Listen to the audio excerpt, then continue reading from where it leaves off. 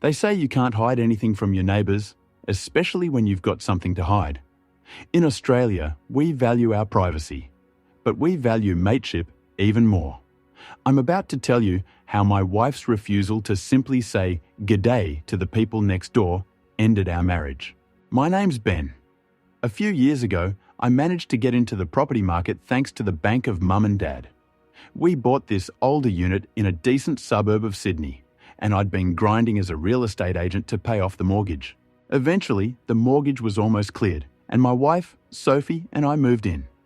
Now, being an REA, I'm a people person. I talk for a living. One day, we're in the lift, and this couple gets in. "G'day, how are you going?" I said, just being friendly. "Not bad, mate. You guys on level 4? They asked. Turns out they were Mike and Jen, our literal next-door neighbours. As soon as we stepped inside our unit, Sophie snapped, "Why are you talking to everyone? It's weird. People here keep to themselves." "They're our neighbours, Soph," I said. "It's good to be on their good side. If we want to have a loud barbie on the balcony, or if we need someone to check the mail while we're in Bali, they're the ones we ask." But Sophie was stubborn. She's got a bit of a temper, so I just dropped it. Looking back, if she'd just been a bit more Aussie and befriended them, I'd probably still be a clueless cuckold today. My job as a real estate agent means I'm out all day, open houses, auctions, meetings.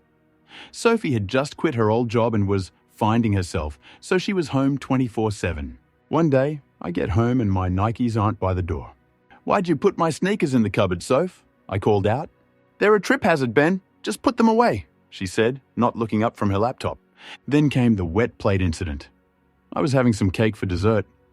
I grabbed a plate, one of my big, deep ones that Sophie never uses. It was soaking wet.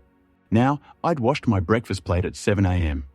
In the Sydney heat, that thing should be bone dry by 6 p.m. Someone had used it an hour ago. "Just eat your cake, Ben. I'm tired," she snapped when I asked. That Saturday, I saw Mike in the hallway.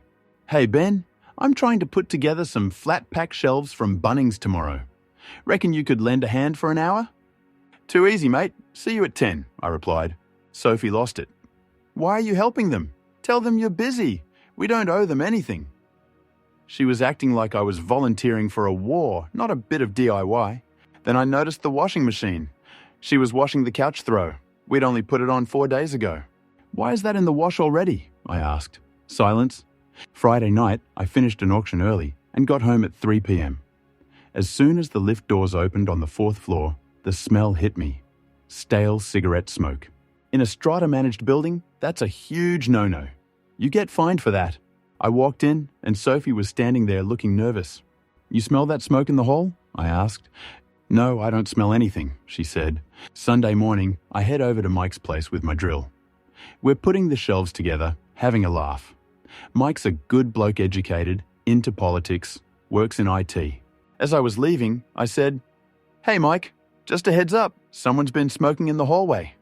Maybe don't let your guests do it right by the doors, otherwise the strata committee will be breathing down your neck." Mike stopped.